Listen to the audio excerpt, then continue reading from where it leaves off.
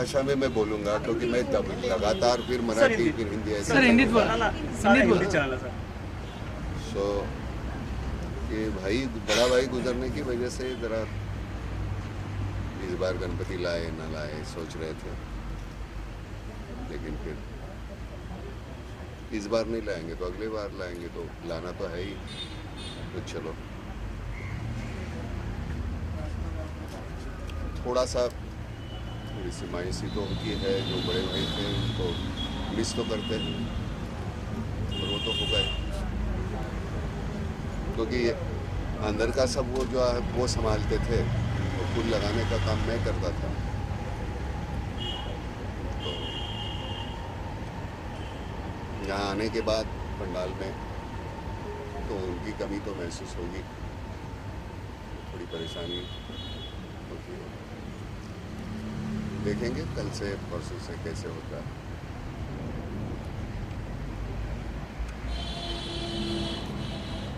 ये तो बड़ी धूमधाम से चलता है सब कुछ, शहनाई बजती है ये है, लेकिन इस बार और काफ़ी एक मतलब सिर्फ बड़े भाई नहीं, एक दूसरे भाई समान। दूसरा हमारा एक दोस्त था, एक दिन ये गुजरे, दूसरे दिन वो गुजर गए, तो बाहर वो काम करते थे मेरे साथ फूल लगाने का, भाई अंदर करता था, तो वो थोड़ा सा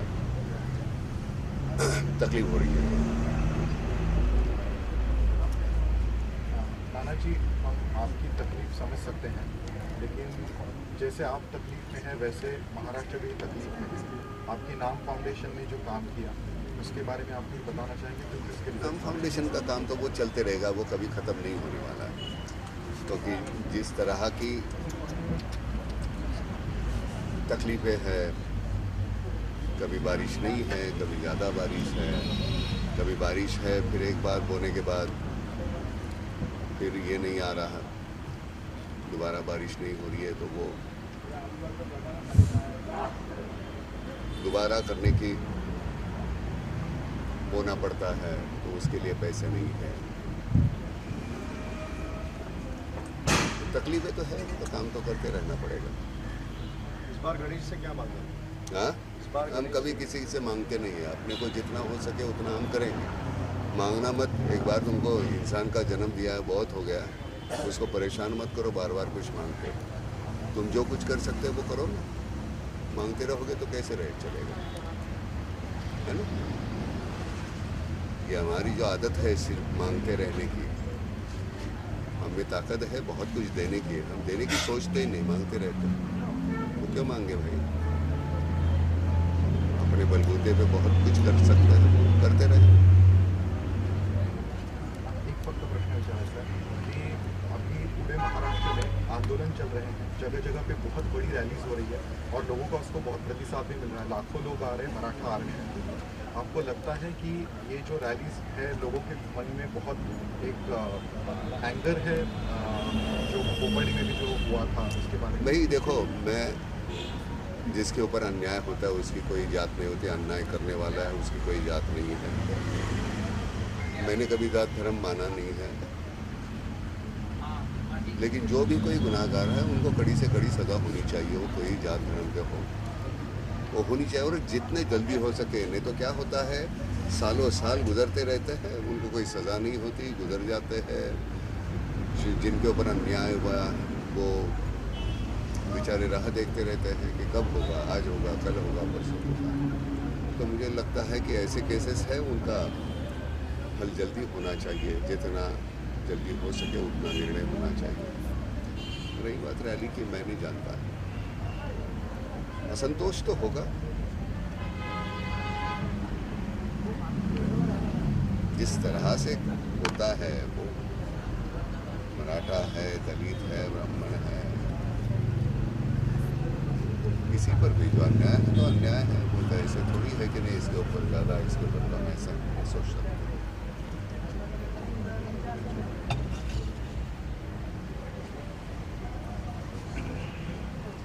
हम बहुत जल्दी, हम जब कुछ हो रहा है, घट रहा है, तब हम आगे जाते नहीं हैं। हमारी जिम्मेदारी बनती है जब हमारे सामने कुछ घटता है तो हमको आगे जाना चाहिए, लेकिन उस वक्त हम कुछ करते नहीं।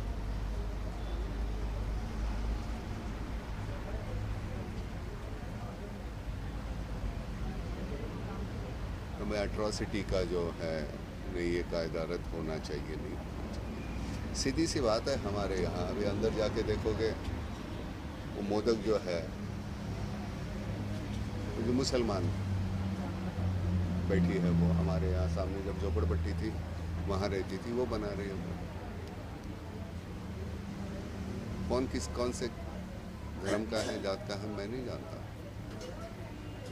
और ना तो आज तक आपने मुझे कभी मेरी जात नहीं पूछी, मैं कौन हूँ, और ना तो मैं बताना चाहूँगा।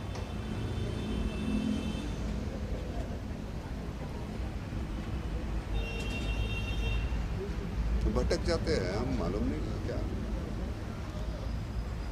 सियासतदान जो है हमारे मेमने की तरह हमको फटकारते रहते हैं। हम यहाँ भाग रहे हैं, फिर यहाँ भाग रहे हैं, यहाँ भाग रहे हैं।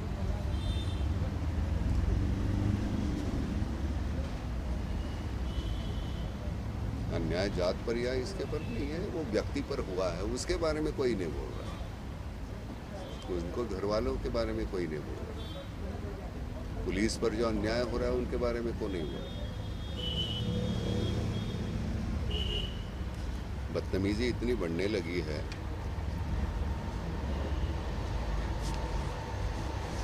जब तक कड़ी से कड़ी सजा नहीं होती तो ये नहीं रुकेगा नहीं।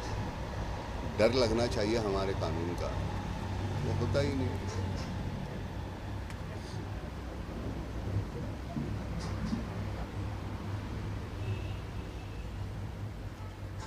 गणेशोत्सव साजरा करण्याच्या पद्धती अजूनही भडकपणा खूप आहे। यावर्षी सुद्धा आपण त्याच ट्रॅफिकच्या समस्या आणि त्याच सगळ्या गुंडगिरी आणि त्याच सगळ्या आरेरावीला सामोरं मला सण आला की आता भीती वाटते, काय कुठला अघटित होईल का, कुठं काय होईल का। सणाला किती आनंदी छान असावं, म्हणजे आता इतकं वाईट काहीतरी घडलेलं असताना सुद्धा आपण आणूया गणपती, त्यानिमित्तानं सगळे भेटतील, आपण बोलू, सुखदुःख आपले एकमेकांची वाटायची असतात। माहिती नसतं वर्षभरात कोणाच्या घरामध्ये काय झालेलं आहे। सणाचं सण पण कुठेतरी हरवत चाललेलं आहे, त्याला काय करणार आपण। तुम्ही आपण किती खर्च करतो, किती काय करतो, आपल्या आजूबाजूला जे काहीतरी घडतंय त्याचा आपल्यावर काही परिणाम होतो की नाही माणूस म्हणून मला माहिती नाही। आपण असं काय होत चाललेलं आहोत। म्हणजे मला खरंच असं वाटतं की अख्ख्या माटुंग्याचा एकच गणपती, अख्ख्या माईंचा एकच गणपती, म्हणजे जितकी स्टेशन तितके गणपती होते, किती प्रॉब्लेम सॉल्व्ह होते। आपण सार्वजनिक इतके गणपती, मग नमस्कार तर काय, मी गणपती नाही आणला आणि तरी नुसता नमस्कार केला तरी तो पोचतो, मला ते मी इथून करतोय का मनापासून।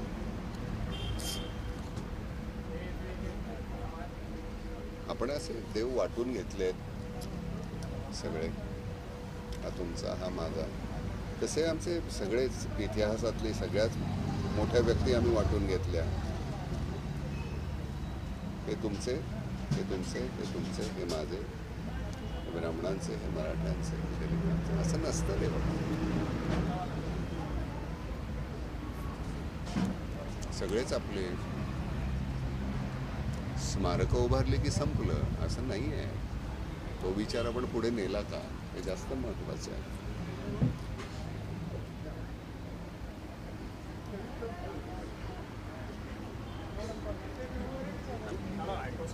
ॲट्रॉसिटी कायदा रद्द करण्याची मागणी होती मुळामध्ये माझ्या मनामध्येच, मी तुला आता कुठल्या जातीवर ना,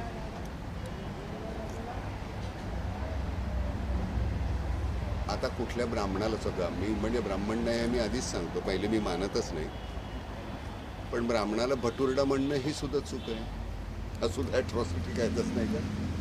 कोणालाही कुठल्या ह्याच्याप्रमाणे, मी माझ्या व्यवसायाप्रमाणे आमचे जाती ठरल्या, मी जे काम करत होतो, पण अनुल्लेखानं कोणाचाही अतिशय गलिच्छ पद्धतीनं उल्लेख करणं ही चुकीचीच आहे।